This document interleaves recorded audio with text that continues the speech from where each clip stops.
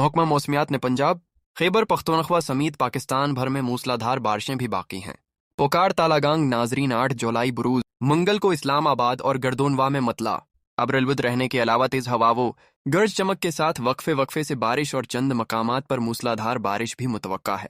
خیبر پختونخوا کے بیشتر علاقوں پشاور، ایبٹ آباد، مانسارا، ہری پور، کوہاٹ، مردان، وزیرستان، چترال، سوات، دیرہ اسماعیل خاں میں تیز ہواؤں اور گرج چمک کے ساتھ بارش کا امکان ہے۔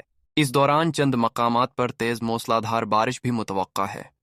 پنجاب میں اسلام آباد، مری، گلیات، راولپنڈی، جہلم، اٹاک، چکوال، تالہ گنگ، سیالکوٹ، لاہور، شیخوپورہ، ساہیوال، جھنگ، فیصل آباد، خوشاب، سرگودھا، میاں والی، بھکر، ملتان، ڈی جی خاں میں تیز ہواؤں اور گرج چمک کے ساتھ بارش، جبکہ بعض مقامات پر موسلادھار بارش متوقع ہے۔